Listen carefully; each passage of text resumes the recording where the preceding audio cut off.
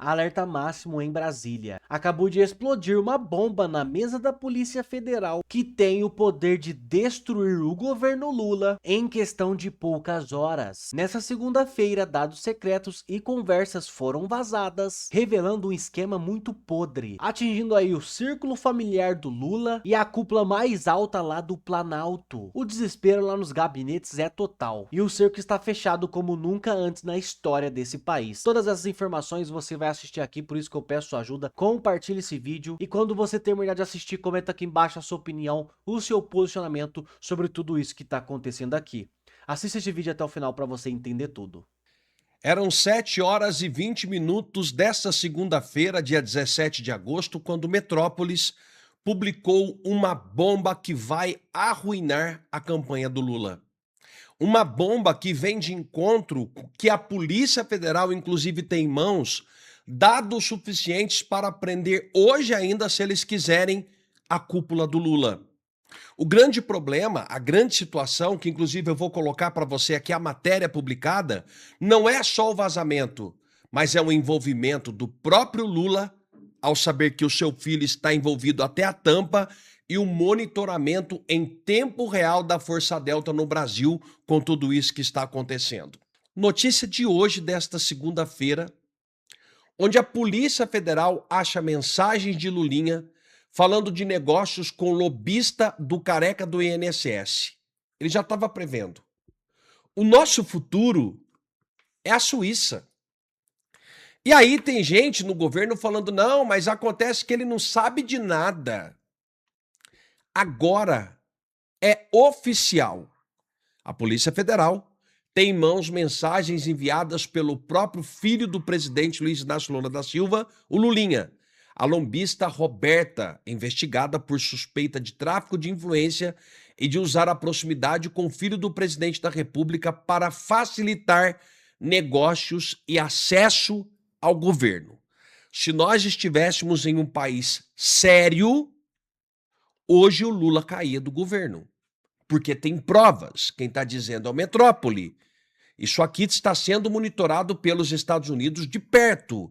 Existem provas de a proximidade do filho do presidente da República para facilitar negócios e acesso com o governo. As mensagens, obtidas com exclusividade pela coluna do Metrópole, mostram que os dois tratavam explicitamente de fazer negócios, de atuar em lobby junto ao núcleo duro do gabinete de Lula, revelando que as revelações entre eles vai além de simples amizade.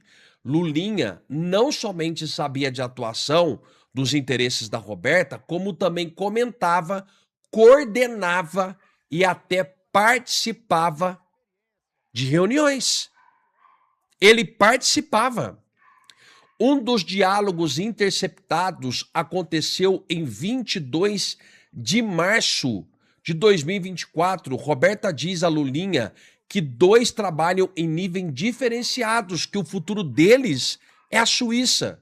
Na mesma conversa, o filho do presidente revela que participa de reuniões com Marco Aurélio Santana Ribeiro, o Marcola, ex do gabinete do Lula. Ele tratava ali, provavelmente, perto ali com Lula. Ele despachava com Lula. E o então secretário executivo do Ministério da Saúde, o Scheinberg Barbosa, conhecido como Berger. Tudo revelado, oficialmente publicado pela revista Metrópole. Naquela ocasião, Marcola era o braço direito de Lula. Despachava na antessala do presidente e fazia os principais contatos com os ministros.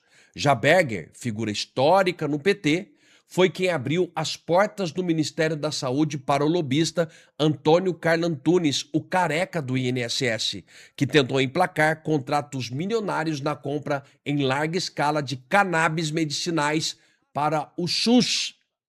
Roberta chegou a receber repasses do careca do INSS que soma 1,5 milhão. Em uma das transferências, o empresário informa a um interlocutor que o dinheiro era destinado ao filho do rapaz. Filho do rapaz. Possivelmente se referindo ao filho do Lula, segundo a própria Polícia Federal. Fernando e também Fefe, termos citados por Lulinha, e Roberto no diálogo são, segundo investigados, referências de Fernando Bittar, ex-sócio do Lulinha e um dos donos formais do sítio de Atibaia, que era frequentado pelo Lula.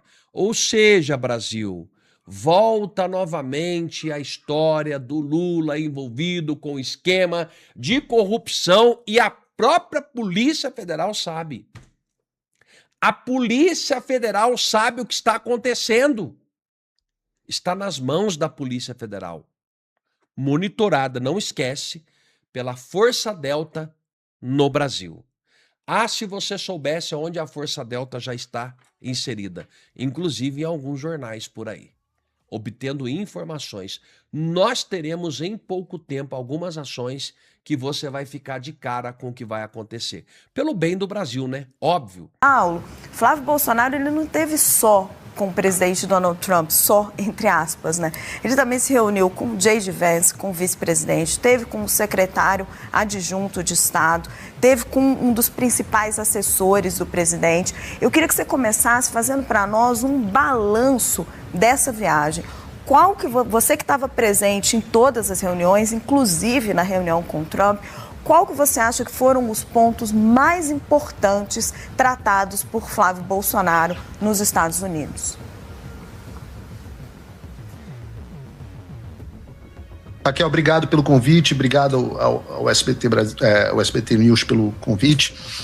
Realmente, a gente pode classificar essa visita como a visita mais bem-sucedida de uma autoridade brasileira aos Estados Unidos da história, né?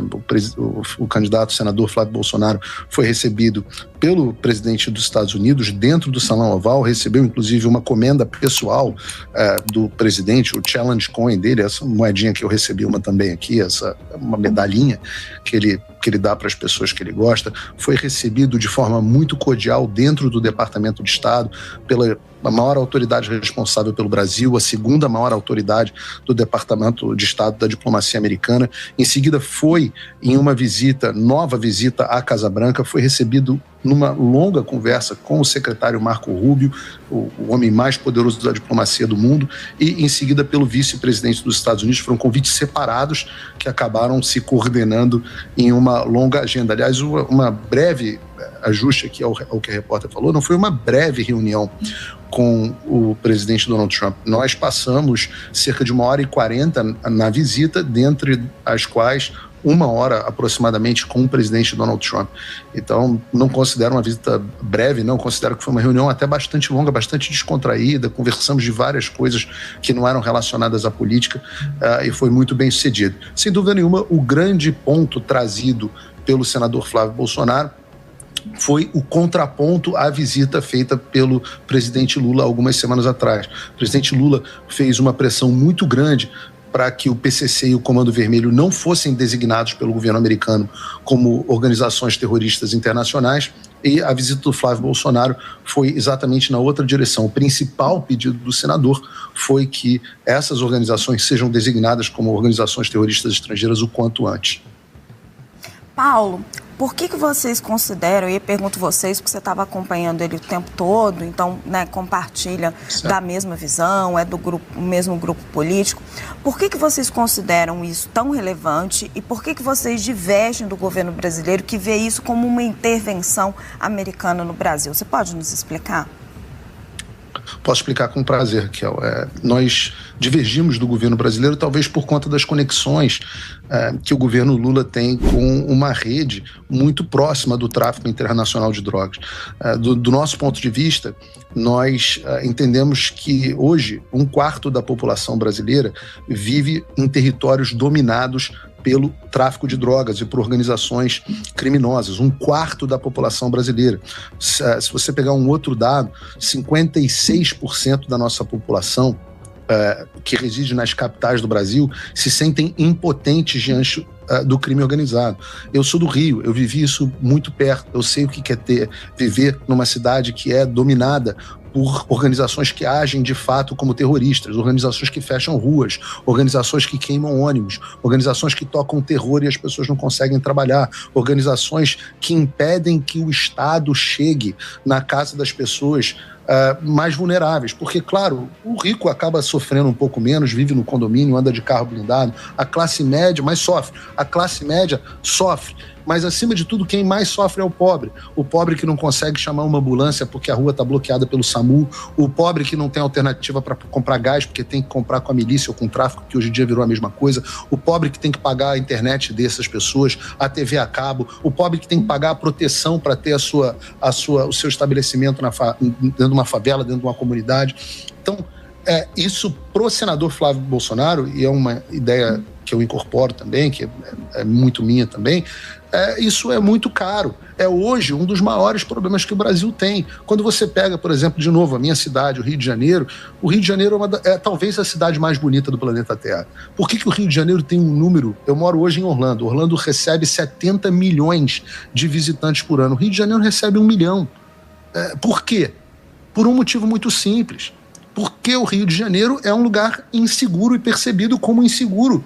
E é inseguro não por conta dessas organizações, não por conta apenas de crimes locais, mas por conta dessas organizações que são hoje organizações transnacionais, elas estão fora do Brasil. A gente está acompanhando agora, por exemplo, o caso do traficante que está sendo extraditado para o Brasil, que foi preso na Bolívia.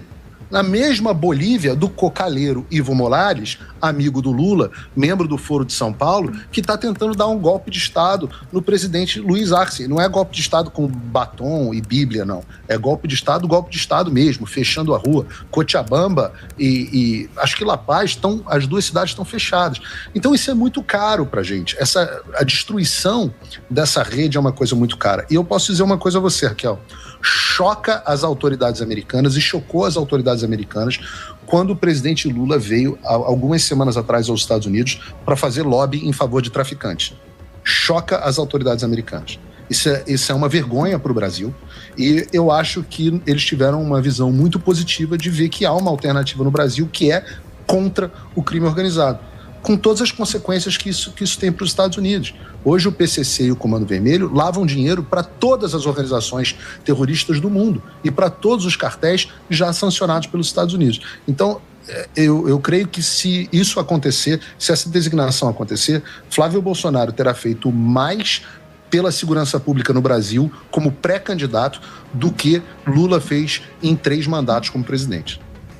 Paulo, nossos analistas também querem conversar com você. Vou chamar o Yander Porcela. Paulo, houve relatos de que nessa conversa o presidente Donald Trump chegou a mencionar o presidente Lula, teria feito elogios ao presidente Lula. Eu queria que você relatasse para a gente como foi essa conversa, essa menção ao Lula e se vocês fizeram algum tipo de contraponto.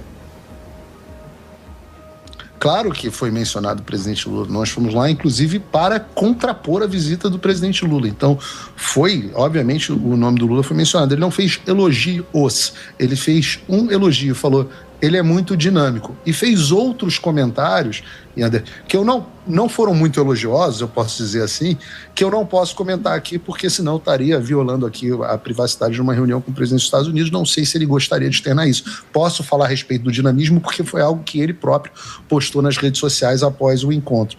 Mas sim, nós fizemos um contraponto, explicamos o que o Lula está fazendo com o Brasil, a conexão dele e a benevolência dele, inclusive, com essas organizações criminosas. Explicamos a situação na qual se encontra o Brasil, o problema do endividamento das famílias brasileiras, a situação da dificuldade da insegurança jurídica. Muito importante, falamos sobre a questão da liberdade de expressão. O governo Lula emitiu 2 decretos na semana passada que cercearam ainda mais a liberdade de expressão do povo brasileiro. Então, falamos, sim, sobre o presidente Lula e fizemos um contraponto ao desastre que ele está fazendo no Brasil para falar como será diferente um governo Flávio Bolsonaro a partir de janeiro de 2027. Passo a palavra para Vitória Abel, Paulo. Olá, Paulo. Primeiro, queria entender, porque não há nenhum indício por meio de investigações, nem da Polícia Federal, nem da Polícia Civil, de que o governo Lula tenha, ligações diretas com organizações criminosas, é importante destacar, mas eu queria que o senhor destacasse para a gente, principalmente, Como que agora Flávio Bolsonaro, diante das recentes indícios de ligação dele com Daniel Vorcaro, por meio do caso Dark Horse, como que ele vai se posicionar na campanha presidencial que vai ocorrer até outubro desse ano? Isso acabou prejudicando ele de alguma forma nas pesquisas de intenções de voto. Queria saber se também esse encontro com Trump faz parte de uma estratégia de fato para Flávio Bolsonaro se recolocar no jogo. Sobre as ligações do presidente Lula com o crime organizado, é muito fácil explicar a proximidade que o Lula tem com o Nicolás Maduro, que hoje está dentro de uma prisão em Nova York, justamente com acusações de narcoterrorismo. O Maduro, que é amigo do Lula, Maduro, que a campanha foi financiada com dinheiro do PT, pelo marqueteiro do PT, o Maduro, que é conectado a esse Evo Morales, que é o cocaleiro, que também é amigo do Lula, membro do Foro de São Paulo.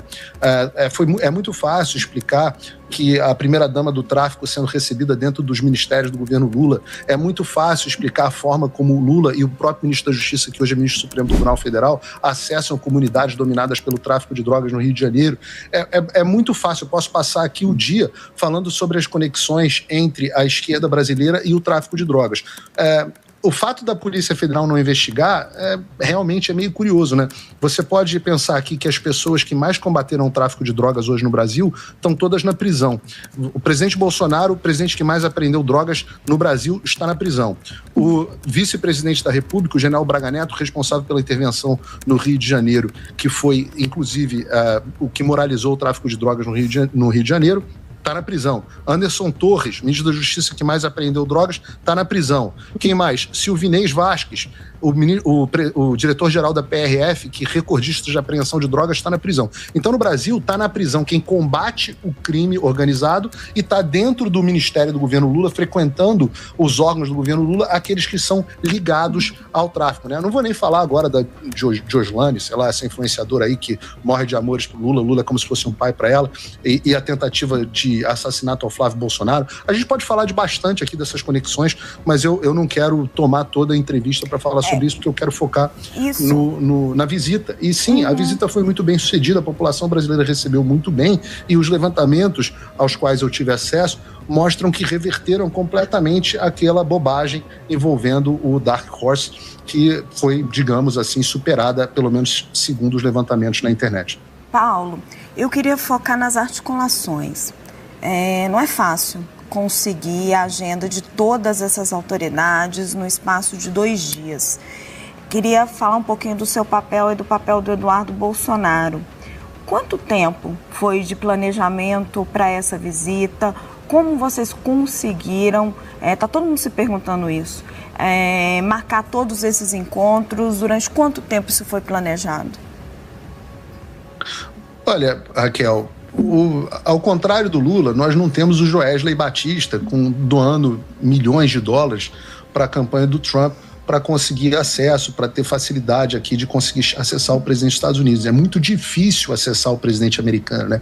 Uma coisa engraçada, que depois da reunião com o Trump, no dia seguinte, quando a gente voltou à Casa Branca, as pessoas ficaram falando assim pra gente, poxa, as pessoas de dentro da Casa Branca, falando, poxa, vocês tiraram uma foto no Salão Oval com o Trump, a gente sempre quis tirar essa foto e não consegue. Pessoas próximas, às vezes do primeiro escalão do governo.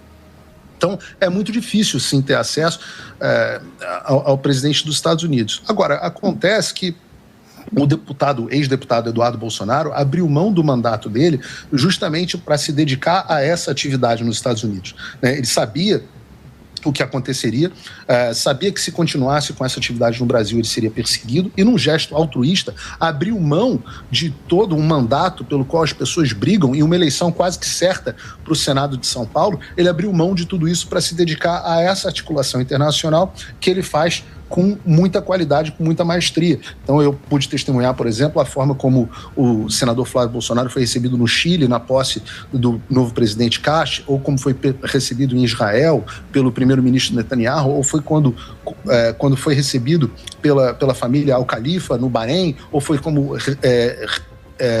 recebido pelo MBZ nos Emirados Árabes Unidos. Enfim, é uma articulação internacional muito bem feita pelo deputado Eduardo Bolsonaro, que tem realmente, eu acho que hoje é o homem no Brasil que tem melhor conexão nessa comunidade internacional. Nos Estados Unidos, ele é muito bem-vindo. Quando chegou ao Salão Oval, Trump recebeu ele como recebe um velho amigo. E no Brasil as pessoas podem reclamar, podem espernear, mas aqui nos Estados Unidos o deputado Eduardo Bolsonaro é muito respeitado. Mas durante quanto tempo vocês já vinham planejando e articulando essa visita? Olha, é difícil dizer, porque é uma coisa que foi aos poucos acontecendo. A janela de oportunidade se abriu mais após a visita com o Lula, né? O Joesley fez aquele pedido ao Lula, insistente, aquela ligação ao lado do Lula para o Trump, para tentar desbloquear aquela visita, a contragosto da equipe do presidente dos Estados Unidos, mas quando aconteceu aquela visita, as pessoas explicaram ao presidente, olha, existe um outro candidato que está liderando as pesquisas para as intenções de voto, que é da família Bolsonaro, é filho do seu amigo e ex-presidente Jair Bolsonaro, e ele é uma pessoa muito interessante. O Trump falou, olha, eu tenho interesse em conhecê-lo, e há cerca de 10 dias fez uma visita, fez contato conosco e um convite formal ao senador para que ele fosse à Casa Branca. Paulo, em algum momento, Flávio chegou a pedir, ou Trump chegou a sinalizar algum tipo de apoio para a eleição? Não, Flávio não pediu apoio ao Trump. O que o Flávio disse é que ele garantiu que ele será eleito presidente do Brasil caso nós tenhamos eleições livres, limpas e justas. Ele será eleito presidente e o presidente Trump e o próprio secretário Rubio e o próprio vice-presidente J.D. Vance deixaram claro que a vontade do povo brasileiro é que precisa prevalecer e que eles têm confiança de que o povo brasileiro vai tomar a decisão correta. A candidatura do Flávio Bolsonaro não tem um dia sequer de paz, nem de fim de semana eles conseguem ficar sossegados. Um homem agora ameaçou Flávio Bolsonaro de facada na véspera dele visitar Juiz de Fora, justamente a cidade onde Jair Bolsonaro foi esfaqueado em 2018. Putz, é vida, hein? Bom, segundo a CNN, o comentário foi feito na quinta-feira em uma publicação nas redes sociais sobre a visita de Flávio Bolsonaro marcada para esta próxima segunda-feira, amanhã. Ele escreveu assim nas redes sociais, dessa vez, né, deixa comigo, foi isso que ele escreveu, acompanhado de emojis de faca. Que lamentável, não é? Bom, a sala de situação do Senado, da Polícia do Senado, vamos entender aqui que o Flávio Bolsonaro dispensou a Polícia Federal atrelada ao Lula e se apegou à Polícia do Senado, que já cuida dele há bastante tempo. Então, a sala de situação de inteligência da Polícia do Senado é quem localizou essa ameaça, foi falar com o Ministério Público, eles foram lá, descobriram quem era o cara, fizeram busca e apreensão, pegaram o cara e ele se chama Lauro César Costa Júnior e tem, segundo a polícia, uma ficha extensa de agressão, lesão corporal, ameaça e vias de fato. Ou seja, não era só uma conversinha de internet, ele realmente não apenas disse, como era alguém que poderia fazer realmente algo contra o Flávio Bolsonaro, assim como em 2018 foi feito contra o pai dele. É preciso dizer que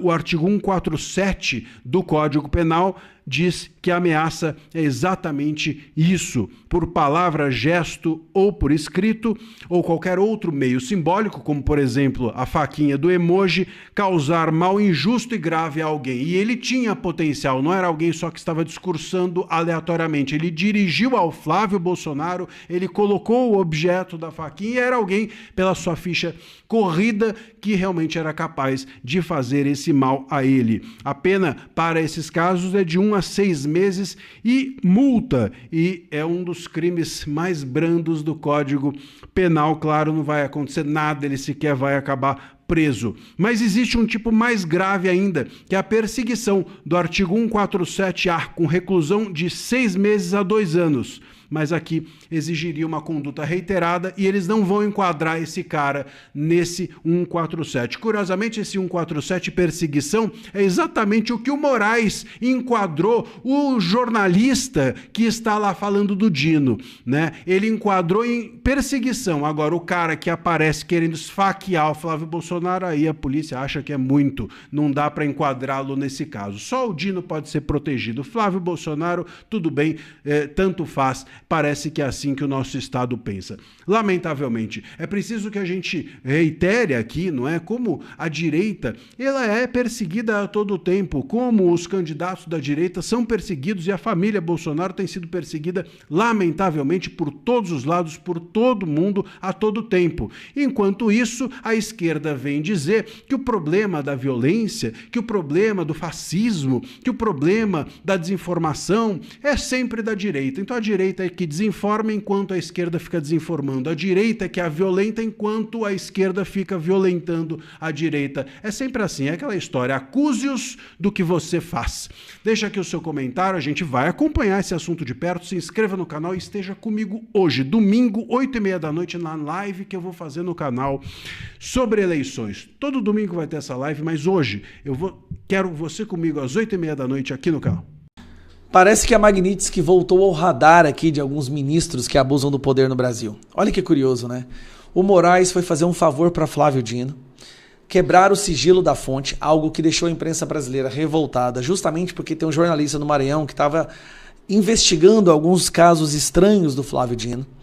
E aí o Moraes pegou o celular desse jornalista, mandou fazer busca e apreensão na fonte. Isso causou um alvoroço completo. O Moraes, que já está desgastado, já não tem nenhum apoio hoje na imprensa, a não ser Miriam Leitão e Daniela Lima, mas que o Brasil já percebeu que ele é o principal problema hoje da nossa democracia, inclusive nós vamos fazer maioria no Senado para derrubar esse cara.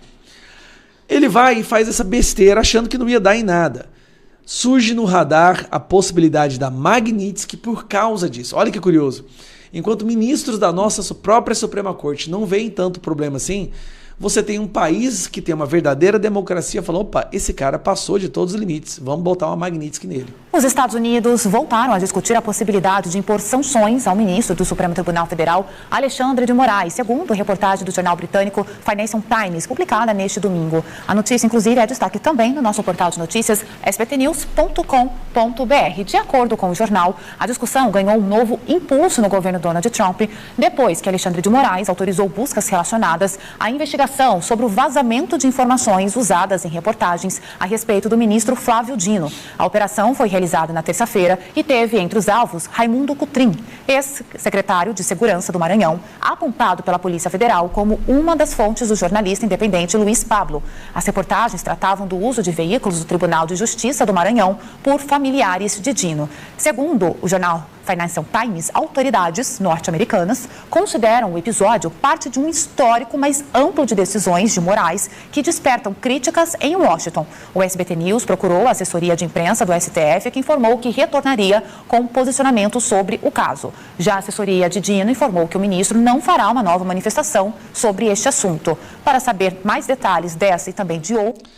Ou seja, não responderam, Flávio Dino decidiu que não vai responder, muito provavelmente porque agora o Flávio Dino pode vir a ser um alvo da Magnitsky, já que ele é o epicentro dessa quebra de sigilo da fonte, algo que é sagrado no jornalismo de qualquer país democrático. E aí nós temos uma real possibilidade do retorno. Mas quem é que vai defender o Moraes agora?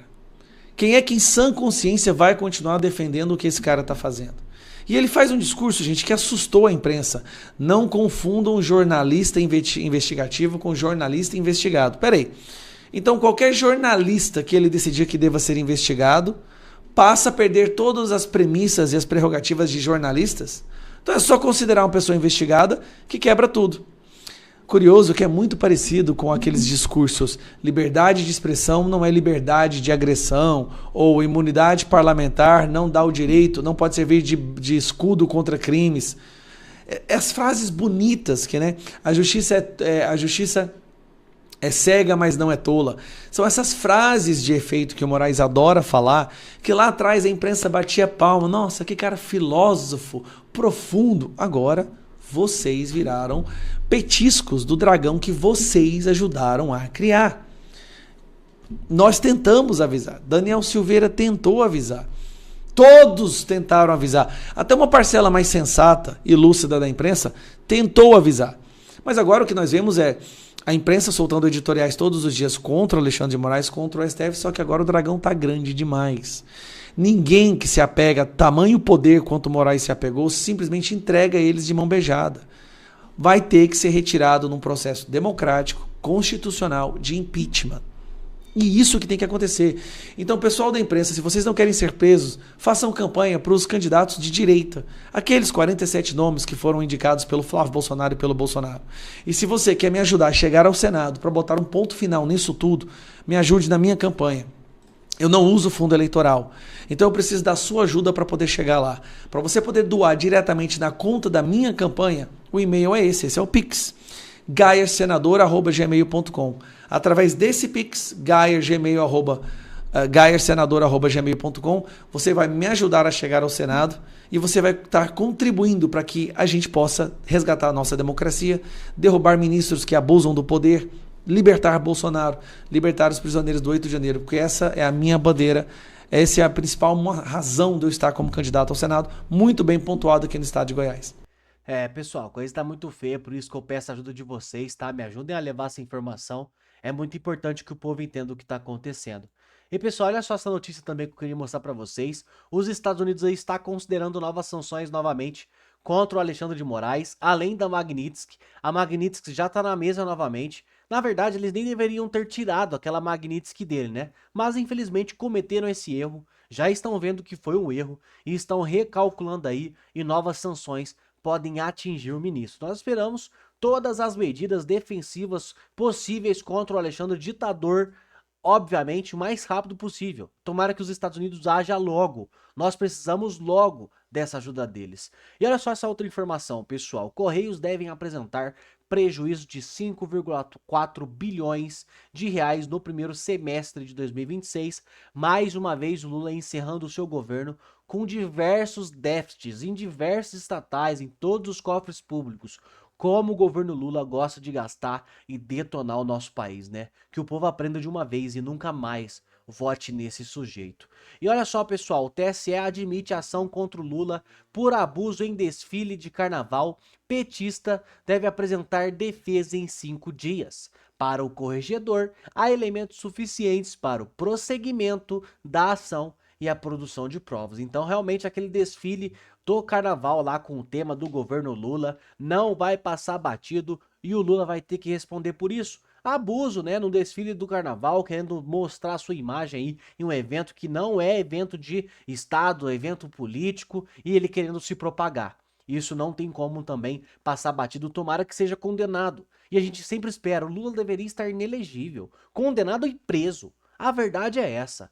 E olha só, pessoal, essa nova dos Estados Unidos. Estados Unidos apontam censura do TSE em nova trava do X para 2026. Para quem não tá por dentro, o TSE soltou uma nova lei sobre a rede social X. Esse aqui que eu tô lendo notícia para vocês é o ex-Twitter. Lembra dele? Então, agora todos os perfis de políticos que estão concorrendo aqui nessa plataforma estão com seu alcance reduzido, isso mesmo. Eles não alcançam pessoas além, ou não conseguem alcançar muitas pessoas, né, além dos seus seguidores. Então, estão sofrendo uma censura total, que pessoas que são candidatas aí, que estão concorrendo, e isso é uma nova censura em pleno data de eleição. Isso é inacreditável. E os Estados Unidos já viu isso e estão apontando censura novamente do TSE. Meus amigos, a tensão está aumentando muito aqui no Brasil. Inclusive o TSE veio e deu uma decisão favorável ao Flávio Bolsonaro que ninguém estava esperando. Eu mesmo não esperava isso. O TSE negou a ação contra o Flávio Bolsonaro por visita de Milei e vídeo de inteligência do Bolsonaro, né? Inteligência artificial. Quem não lembra aí, né? Naquele evento do PL, teve aquele vídeo de inteligência artificial do Bolsonaro que rodou no telão lá, né? Também teve o Javier Milei detonando o Lula, detonando o Alexandre de Moraes. Enfim, estavam querendo condenar o Flávio Bolsonaro de alguma forma por isso.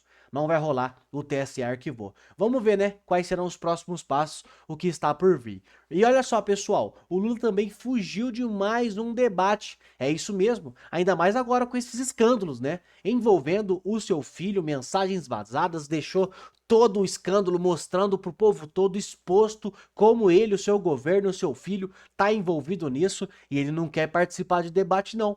A campanha do petista Lula decidiu manter por enquanto a ausência do candidato no debate da TV Bandeirantes, marcado para o próximo domingo, dia 23. A justificativa apresentada é a avaliação de que não haveria condições equilibradas para que o petista respondesse os ataques dos demais concorrentes. Uma nova reunião sobre a participação deverá ocorrer ao longo dessa semana, mas estão falando aí que ele não vai mudar de decisão não. Então, aparentemente, o Lula tá aí sim, correndo dos debates, não quer responder aos escândalos do seu governo. Como o preço tá caro nas prateleiras do mercado do povo brasileiro, como os impostos estão altos e como a gente não vê o retorno desses impostos, como ele está destruindo o nosso Brasil e como ele está atolado até aqui, ele e o seu filho, em escândalos como o rombo do INSS, rombo na escândalo do Banco Master. Ele tem muita coisa para explicar, mas ele não vai aos debates. Ele sabe que a cada debate que ele for, ele responder as perguntas, o escândalo vai ser jogado na cara dele, exposto no debate para o povo brasileiro, e ele corre muito perigo. Vamos ver o que vai acontecer, se o Lula vai aceitar em algum debate ou se ele vai até as eleições sem debater com ninguém. Quero pedir para você comentar aqui embaixo qual é a sua opinião, o seu posicionamento, o que você pensa sobre tudo isso. É importante que você não se cale e que você continue lutando pelo nosso Brasil, tá bom? Muito obrigado por assistir até aqui e se inscreva no nosso canal.